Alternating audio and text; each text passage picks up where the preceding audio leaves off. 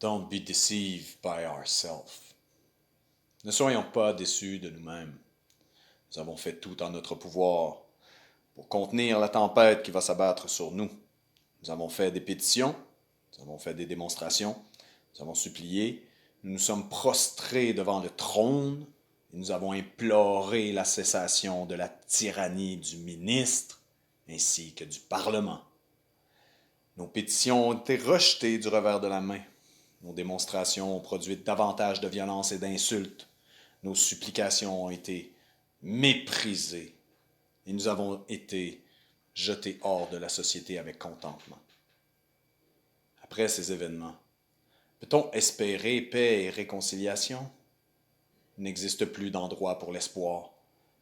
Si notre désir est la pérennité, nous devons nous battre.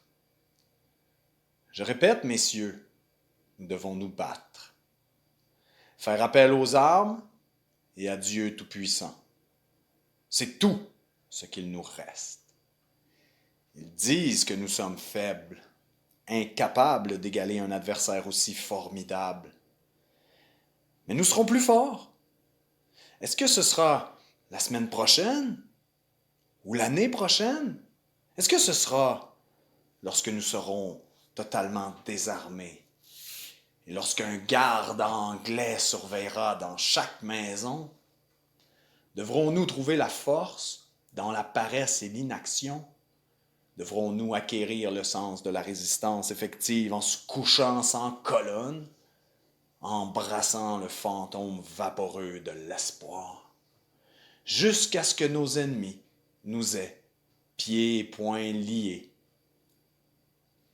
Messieurs, nous ne sommes pas faibles si nous utilisons la force que Dieu a mis entre nos mains. Des millions de cœurs armés pour une cause sainte dans un pays comme le nôtre sont invincibles contre toute force que l'ennemi pourrait opposer. De plus, messieurs, nous ne serons pas seuls. Dieu préside aux destinées des nations et nous apporte les alliances afin de défaire l'ennemi. La bataille, messieurs, n'est pas que pour les hommes forts, mais également pour les vigilants, les actifs, les braves. La retraite est une soumission ou de l'esclavage. Nos chaînes sont déjà forgées.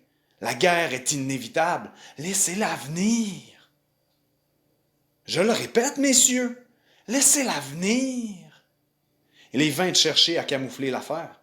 Les bourgeois peuvent pleurer paix, paix. Mais la paix ne vient pas. La guerre a déjà commencé. La prochaine vague du Nord apportera à nos oreilles le bruit sourd des armes en déplacement. Nos aïeuls sont déjà au champ. Pourquoi sommes-nous ici en repos? Que veulent les bourgeois? Ce qu'ils auront est une vie si précieuse où la paix est si délicieuse qu'elle devra se payer au prix des chaînes et de l'esclavagisme. Ô Dieu Tout-Puissant, empêche cela.